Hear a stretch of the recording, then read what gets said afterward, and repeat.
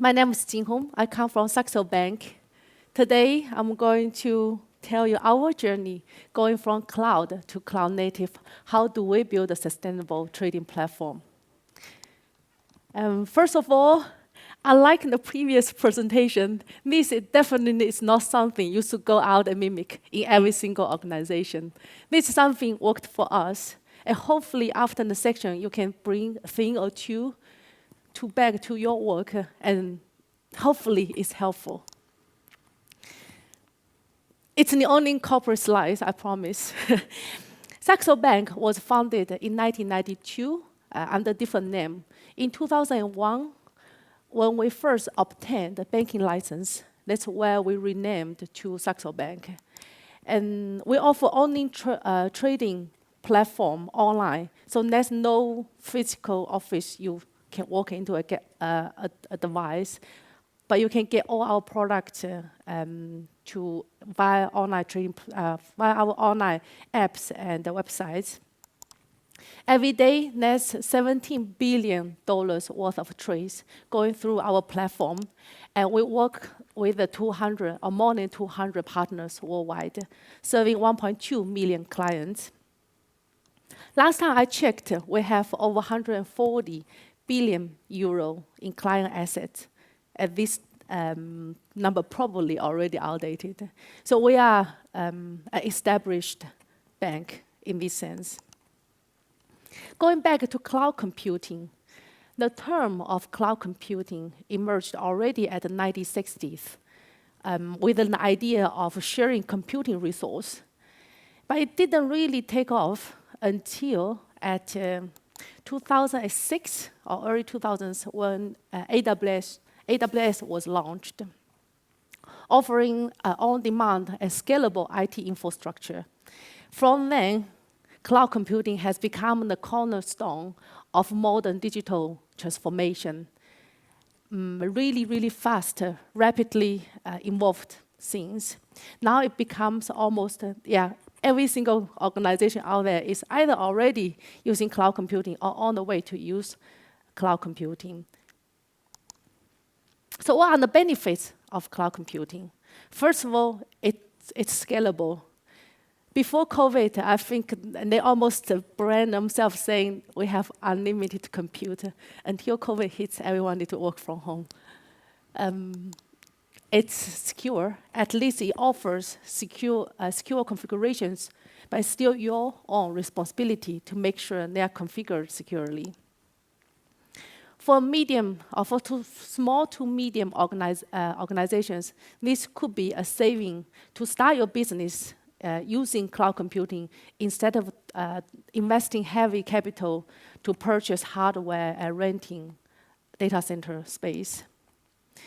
It's very flexible. You can bring your business very close to your user because majority of cloud providers has data center worldwide. Finally, the innovation really just at your fingertip. You don't need a group of ML engineers or data scientists in order to access the most advanced data models out there because they are already done it and then they made it available for you to use. So if you were the executives, one of those executives, when you see those presentations, say, look, what can we offer in the cloud? What will you say? Well, I know what Saxo Bank's executives say. What are we waiting for? We should go there. We should use that instead of our own data center. And then we start our cloud journey. We start at 2017 when we just want to put things up there. And in 2019, we already built our first platform because we have seen our application will host a little bit differently, depends on the way how it was deployed. And quickly, we have to build platform version 2, and later on, I'm going to tell you what exactly happened to lead us to build the version 2. But this year, we actually built our version 3 platform on-prem in our own data center. So you might be wondering, like, why are we talking about all the benefits of cloud and now we are going back to on-prem? Let me give you a little bit of my background. So it might lighten the way a bit. I'm living in Denmark, a fairy tale land where I would say kids are really happy there because they barely have any homework and still enjoy the very good free education. And for parents, we have the perk of having our own number plates. You can literally put almost everything on, wherever you like. And then that's my car, where I can put something I'm very passionate about. I'm deeply committed to the open source community because we are the consumer of open source. We benefit from this community. So I also encourage, or in Saxo Bank, we encourage all Saxonians to take advantage of cloud-native projects and also contribute back, either by study or go to conferences, share our experience, or organize cloud-native events. I'm both organizing cloud-native meetups and the cloud-native Denmark conference in the old town called the KCD Denmark. And all our profit also going to a non-profit organization called the Coding Pirates, where they educate younger generation to learn IT, to get ready for their own cloud-native journey. With this in mind, if we have a closer look of Saxo's journey, you will see we started with pure SaaS. So we just want to put things up there just to get to cloud, to utilize to get the benefits out of it. When we put enough application up there, we know that we need something consistent.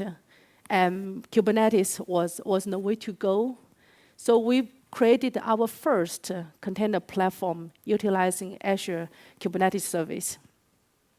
While our applications enjoy all the benefits from Kubernetes ecosystem, on the scalability, on the resilience, security, our platform is not. So it took a while for us to realize that our platform is not that resilient. When we need to recreate, it took us 24 hours. So we have to rebuild our platform using GitOps approach. And it was a very long and dreadful 1.5 years when we tried to migrate thousands of applications off from the first platform into the second one. But we did it without downtime. The story doesn't just end there because we're still looking at the huge cloud bills. So therefore, in the third iteration, we decided to build independently from Azure. Then our first version, or second version was based on AKS. Now we are building our platform based on Cluster API. So now it's a fully mobile, a pure cloud-native project. We can move around between our own data center to different cloud providers. But you might still say, but all these benefits you just talk about, you're not going to utilize it or what? Well, I summarize our reasoning into 3 letters, OCR, but not the traditional optical character recognition. But operational excellence, it's about cost optimization and the regulatory requirements. How many of you have seen this page? Yeah, quite a few, especially in the beginning when the cloud computing just gets everyone's attention. All the cloud providers are showing almost similar one in their sales pitch, saying, look at it, you don't want to manage any of those stacks, right? And the more we take over, the less you need to worry about it. But the reality is, if some of those stacks lay on has any issues, you don't have a team, you can go over there and tap on their shoulder, no Slack message them or Teams message them. You have to call the support. And they probably first will say, have you tried to turn it on and off again and see if the issue persists? Or now it go, the bigger stack they took over, now they probably will throw things at you like, our standard SLA is 72 hours since it's not production issue. 72 hours not production issue might be okay, but it will hurt your platform credibility. And when your whole stack is taken over by the cloud provider. We cannot even do a deployment without them. You might become the best pal of their support. You probably can call them by the first name in the end. So manage less doesn't mean worry less. For a team in Saxo, on the platform teams we have, they are extremely skilled and capable. And we don't give these 72 hours SLA to our developers. We solve the moment when we have time, we do it. So that was the first reason. Second reason is for cost optimization. Our cloud bill right now, I can't share, but it's significant every month. I'm monitoring every day, actually. I'm getting daily report set up by my colleague to see if there's any trend, if it gets out of the norm. I talked about earlier, say, normal for small to medium organization, it's actually cheaper to start your business in the cloud because you don't have this heavy early commitment in your capital. But for a well-established organization like us, we also have the skills to run those workloads in our own data center or data centers. How many of you have done the actual calculation to see if it's cheaper to run things cheaper in your own data center or at a cloud provider? Yes? Was it cheaper to run in cloud? No. It depends. We have done the calculation ourselves. Where we're taking, in the cloud part, we're taking the compute, memory consumption, storage, traffic, firewalling, etc., compared to what we have at our data centers, including all the data center costs, the power, cooling, rent, and our full-time employee salaries, licenses, etc. And we conclude that we can run it cheaper at even 1/7 of the cost if we put up on-prem container platform. This is not the traditional server, or you want an application, let me give you a server, order on a server. It's not that. But having a same setup where container platform hosted in our on-prem and running the application just like we run in AKS. I don't know about you guys, but 86% of saving was enough to convince our executives to move to on-prem. We would like to do the investment, put up platform on-prem, and then now start migrating workload into our on-prem container platform. Lastly, for the regulatory requirement, 2 years ago, we were fortunate enough to be classified as a SIFI, systematically important financial institution in Denmark. So that's our society's way to say, hey you, don't die, stay alive and stay mobile. Don't get locked into one cloud provider.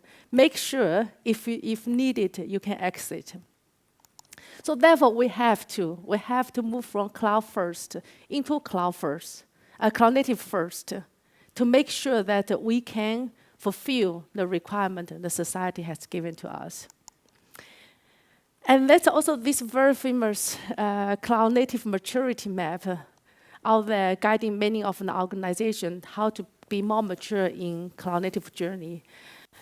Well, it did work for us. Thank you, it's back.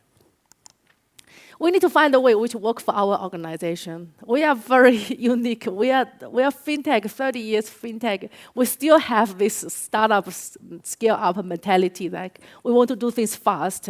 Don't sit around, the problem doesn't fix itself. So in this journey, now, if I look at our tech stack, the most mature part of our platform is our container platform teams and the service they are offering to other platform team.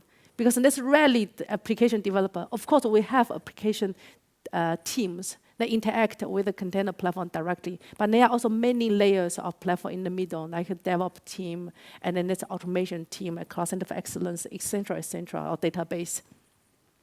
But the most mature one is the team utilized fully on cloud native stacks.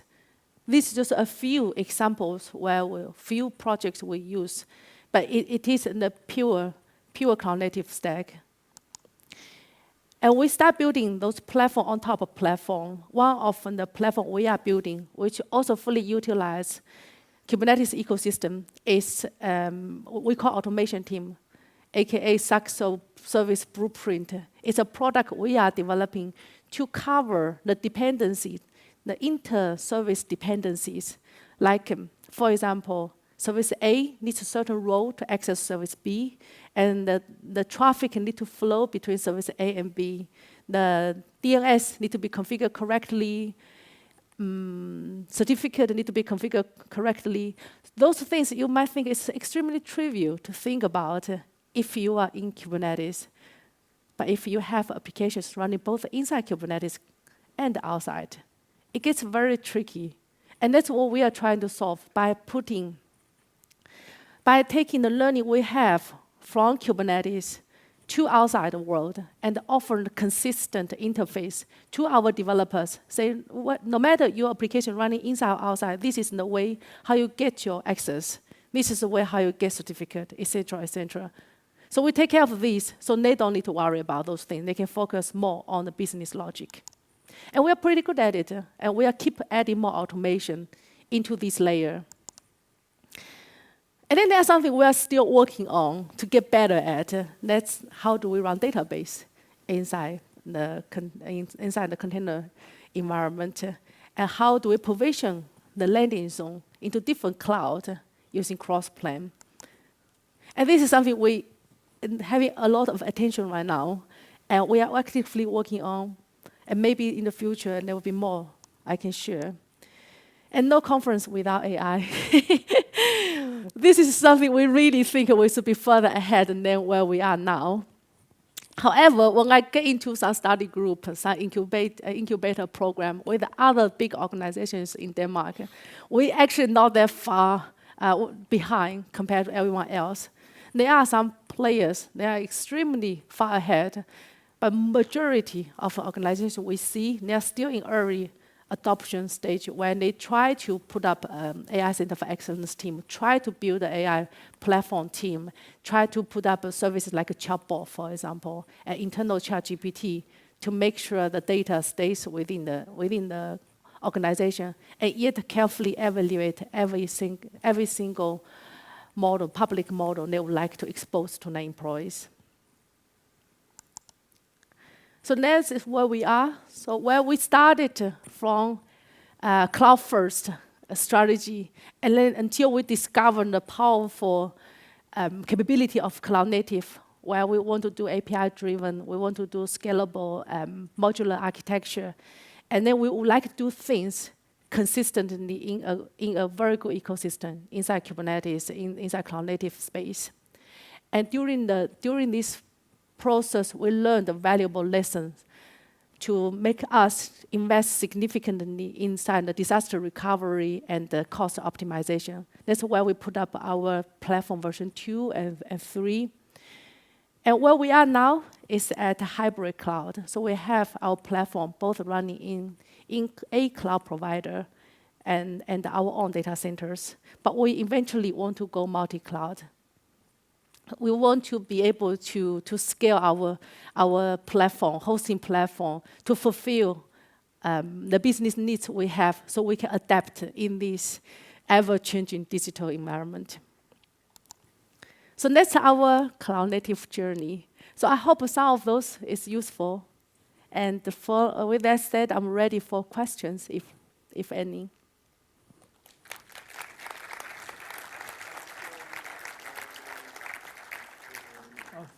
No worries. Thank you very much. Are there any questions?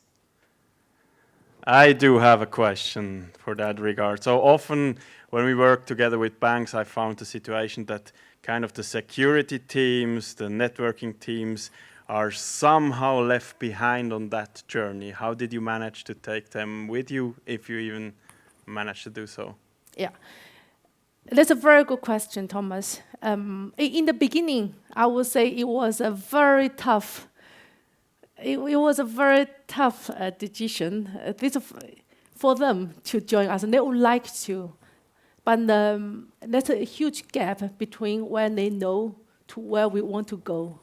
So that's a multi-year learning experience and collaboration exercise we have been doing. Even until today, we are still constantly discussing, and we have to, as a platform team, we have to proactively include network architects, security architects, very early in our design section to make sure they understand where we are going and bring them along, because they have so much to contribute.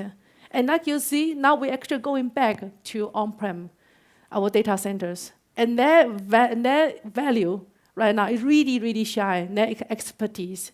So always include your colleagues, even though they might seem a little bit distant, but that's just because they simply don't know how to get into your circle, right?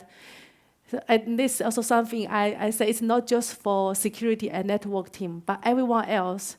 At all time, when you face changes, like now there's AI, a new hype, there will be people are early adopter. They're really eager to learn and curious. And there will be another group. They really need everyone's help to bring them along. Because there will be changes coming all the time. And there are people you care about. The reason why they stay in your organization is because they have good intent. They would like to contribute. So bring everyone along, no matter it's cloud or AI or next big thing. Cool, thank you. Any other questions? Catch. Yes. Good catch. So, congratulations for the talk. Thank you. Very, very interesting. Question I have is about scaling. You mentioned you have 1.2 million customers, B2B, I imagine, and they are probably spread it all over the world. So when you go to data center back, how do you manage the scale? Because you have to be present in different geographies. And how do you manage to do that? Now, latency matter, the experience of your customers, probably you have APIs for milliseconds and seconds. And how do you handle this? Yeah, that's another very tricky question. The good thing, both a good thing and bad thing is, right now, majority of our, let me put it this way, even cloud part right now is very much centralized in West Europe. So from West Europe, aka Amsterdam, to our data centers, majority in Denmark, it's not too far, so the additional latency it's not noticeable. But we do have the ambitions to go everywhere, because when you go to the other side of the world, yes, we know that there's complaints when they log in, especially in the beginning, and then the price streaming, etc. It really screams for better performance. However, so far, that's something we work on, like with the application team, because that's not the constraint of infrastructure. The hosting part, we can literally go everywhere now. At least we have the capability to go everywhere. But the application team, they are working on modernizing the most core part of our trading, because they are still relying on a very it's both advanced and it's a blessing and a curse, multicast, where they would like to get price out extremely fast to multiple streams. And that technology is not as mature in the cloud compared to what we can tune in data centers. So yes, it's like, where do you want to introduce the latency? Yeah, but there is something we are working on, and hopefully later on we will have a better answer in a year or two to it. Yeah. Thank you. Thank you. Additional questions? Right on the top, please. Oh my God, no. Try it out. Should I? With small steps, maybe. No. Maybe someone in the middle can catch and then throw further. Step by step. Can I have a proxy? Can I have a proxy somewhere? Over there. Excellent.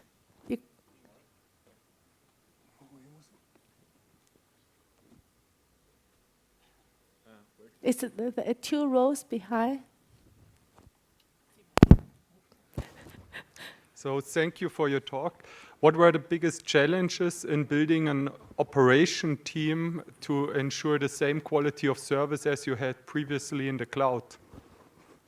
You mean for on-prem? Yeah, for your on-prem, your own hardware, services, whatever you provide.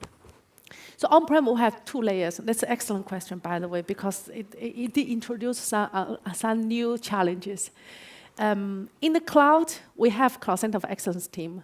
This team was born with with the automation, governance, security, everything in mind. So they are their stack start with, for example, at least scripting, PowerShell, C#, etc. So object-oriented programming language, and they're very comfortable with all this and pipeline, etc.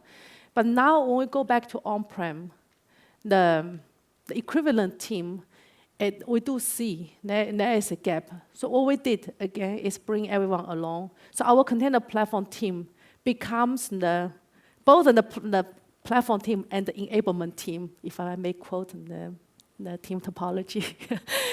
They are the one actually helping out our on-prem operational team to say this is how we set up alerting, how do we set up dashboard, and introduce them into our tooling, our ecosystem.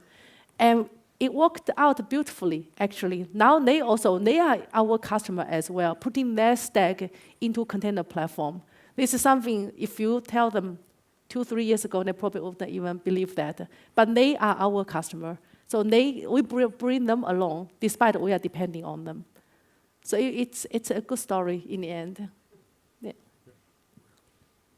More questions? Yes, I take the opportunity next to him. In the title, there was something with sustainability. Are you calculating some CO2 emissions also for your on-prem stuff, or where did the sustainability come from? Very good question. So I noticed that has to be more obvious. First of all, I think going cloud native by using open source, or I say reuse open source, and the project someone have written that multiple company is using. I think that itself is a move towards to sustainable future, because we didn't spend the same amount of money, energy, time to rewrite it, retest it, redeploy everything. Those are something we reuse. This is already a sustainable move. Second of all, by moving our applications from outside, like say, now we have application running originally in data center, running on traditional VM and so on. Now we offer them an opportunity to run inside the container platform in on-prem. So we can pack more applications in one server or one VMs. And that's another way to say we are moving towards to a more sustainable future. And the last thing is, yes, we are calculating, we are monitoring CO2. I didn't bring the numbers, but I'm sure we'll bring next time to compare how it was before and later on, how many applications we are running, and compared to the amount of emission cost from our data centers. Does that answer your question? Yeah. More questions? Down here. Thomas. Watch out. Almost killed Simon there. Did it survive? Yeah, it did. It's kind of a follow-up question to one up there about your team change. I mean, if you look at the whole circle you did from before 2017, where you were on-prem from a legacy on-prem perspective, in both an operational sense and also capital investment, I mean, have you compared what that cost based now being on-prem with cloud-native tech? You mean compared to the old world to the new world, but all in the data center? Like before SaaS? Before SaaS. We haven't done that calculation yet. Is it really cheaper, though? You say which part is cheaper? Is it really cheaper, though? To go SaaS? No, it wasn't. That's why we moved. So from SaaS to having a container platform, it didn't. I don't think it takes a lot of how do you say convention? To our executives saying this is not the right way to run it. It's inconsistent. Every team like on their own deployment, and there's no broader way to monitor those applications, to enforce policy, etc.